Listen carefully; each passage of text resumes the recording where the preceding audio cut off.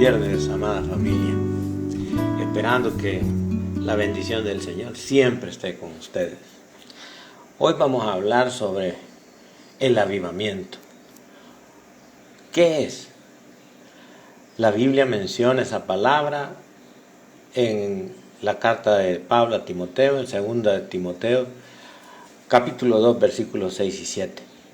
Por lo cual, dice, te aconsejo que avives el fuego del don de Dios que está en ti por la imposición de manos. La palabra avivar aquí en la traducción es anasopureo.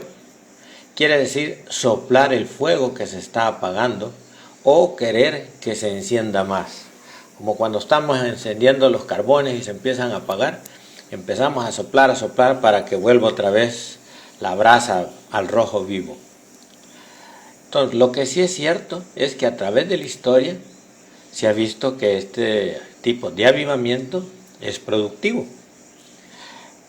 El primer gran despertar en las colonias de Estados Unidos fue en el siglo XVIII. Fue el primer gran despertar entre 1730 y 1740. Fue una ola de entusiasmo religioso entre los protestantes que se extendió por las colonias estadounidenses.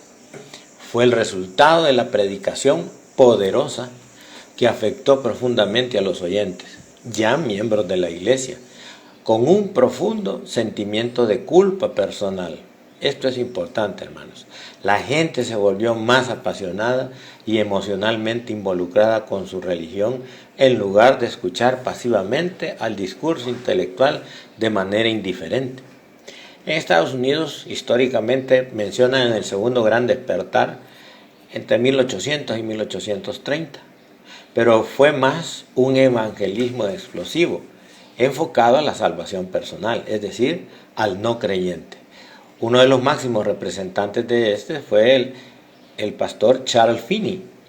De ahí fue que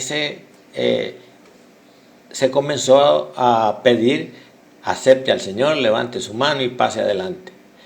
Esto, más que un avivamiento, fue un evangelismo explosivo. Pero lo cierto es que el avivamiento produce frutos espirituales y sociales.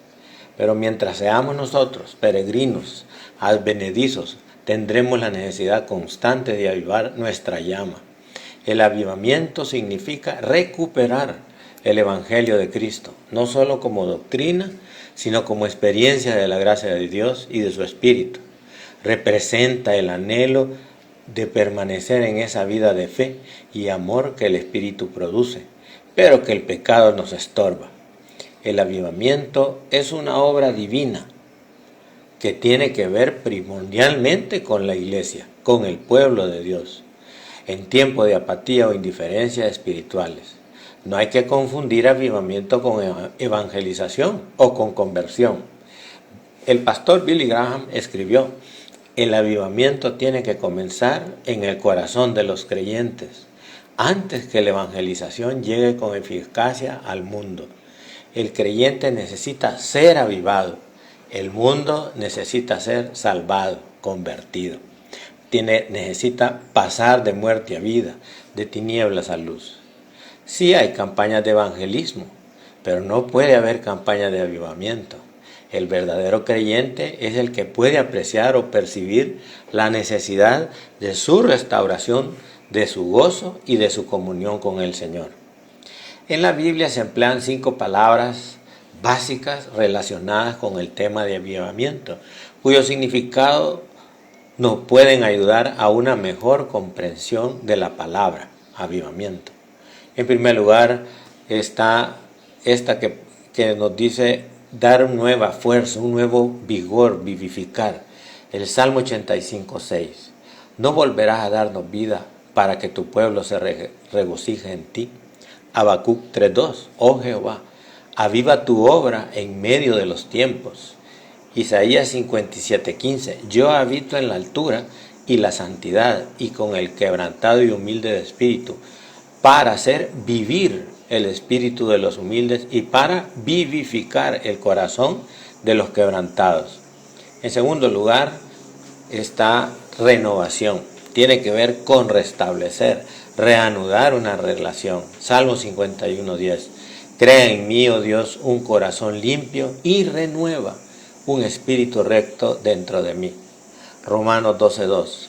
No os conforméis a este siglo, sino transformaos por medio de la renovación de vuestro entendimiento, para que comprobéis cuál sea la buena voluntad de Dios. Colosenses 3:10.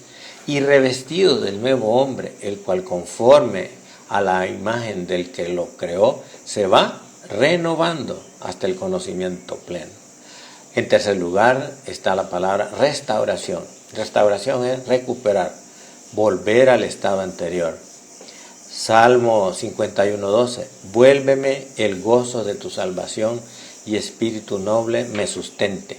Lamentaciones 5:21. Restáuranos, oh Jehová, y nos volveremos. Renueva nuestros días como al principio. En cuarto lugar, refrescar, reposar. Hechos 3:19. Así que arrepentíos y convertíos, para que sean borrados vuestros pecados, para que vengan de la presencia del Señor tiempos de refrigerio. Y en quinto lugar, un despertar. Efesios 5:14-15. Por lo cual dice, despiértate, tú que duermes, y levántate de los muertos, y te alumbrará Cristo. Romanos 13:11. Y esto, conociendo el tiempo, que es ya hora de levantarnos del sueño, porque ahora está más cerca de nosotros nuestra salvación que cuando creímos.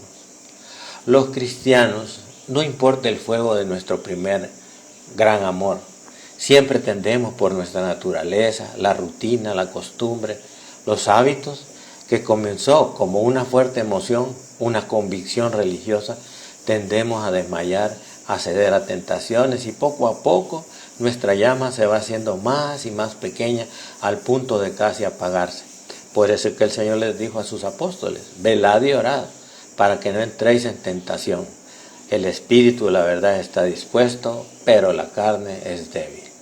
Tenemos que estar conscientes de nuestro estado de dejadez, nuestro desinterés por la verdad, por la justicia, por la misericordia.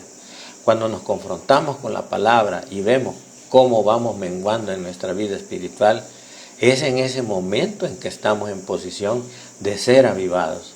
Pero necesitamos un arrepentimiento genuino y confesar nuestras faltas. No puede haber un avivamiento si no hay un arrepentimiento y confesión de nuestras faltas. Debemos de confesar nuestra pobreza espiritual, como dijo el Señor en el Sermón del Monte, bienaventurados los pobres en espíritu, porque de ellos es el reino de los cielos. Charles Spurgeon dijo, es una triste realidad que muchos que están espiritualmente vivos tengan necesidad de ser avivados. Esta necesidad es el resultado de la existencia de mucha enfermedad espiritual. Por eso el avivamiento se da en una situación de pecado, por negligencia y por desobediencia a la vez.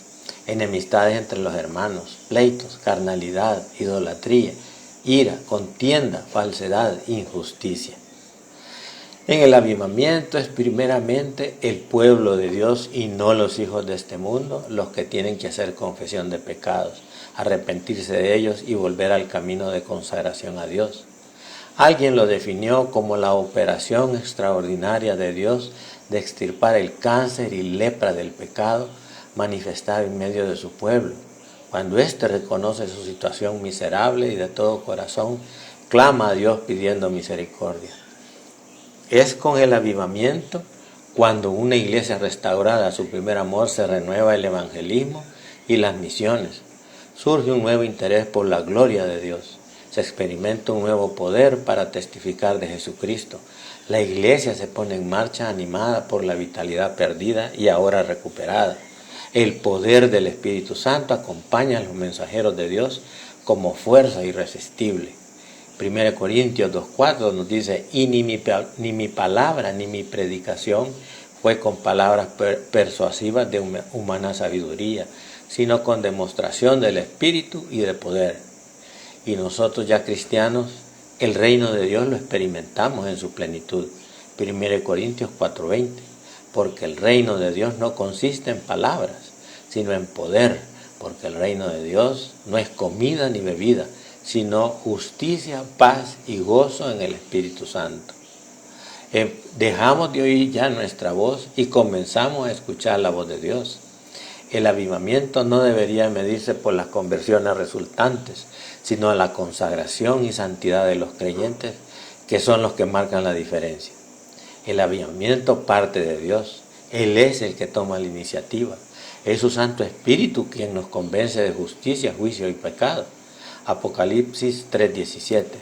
Pero porque tú que dices, yo soy rico y me he enriquecido y de ninguna cosa tengo necesidad, y no sabes que nosotros somos desventurados, miserables, pobres, ciegos y desnudos.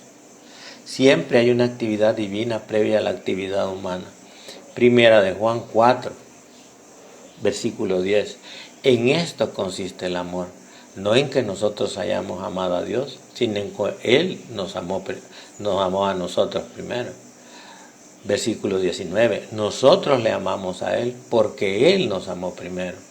Es la palabra de Dios que nos revela nuestras carencias y nuestras necesidades. Solo ahí podemos ver la infinita distancia que nos separa de la imagen que ahí se nos ofrece.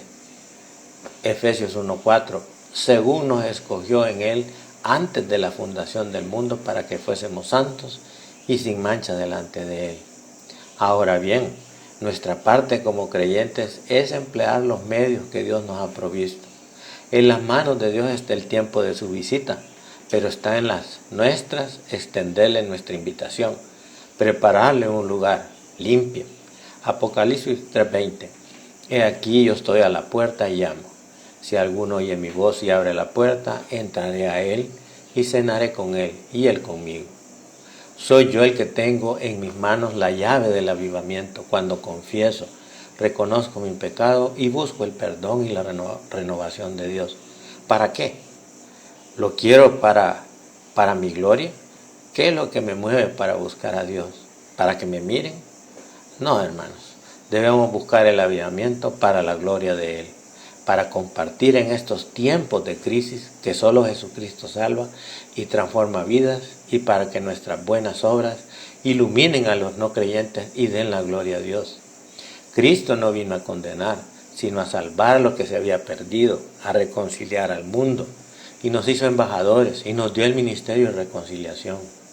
Por eso, hermanos, es tiempo de que nosotros nos pongamos a cuenta con el Señor.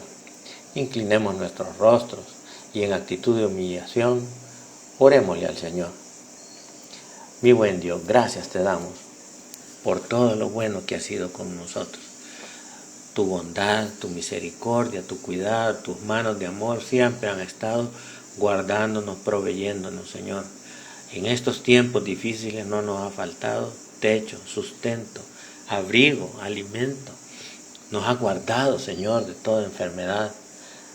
Y como dijo David en su salmo, ten piedad de mí, oh Dios, conforme a tu misericordia. Conforme a la multitud de tus piedades, borra mis rebeliones.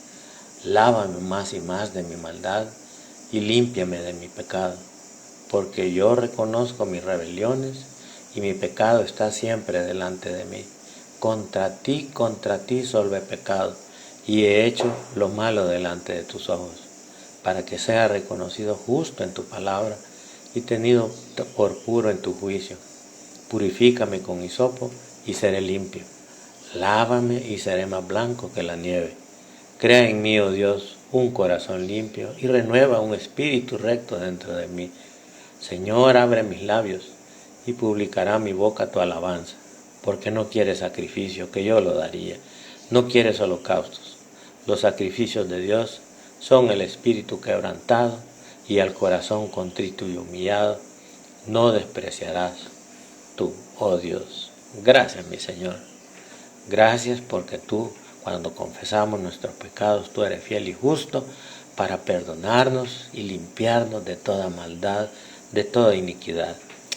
Que esta sea nuestra consigna cada día, confesar nuestros pecados y que el Señor avive el fuego de su don en nosotros. Que el Señor les bendiga, hermanos.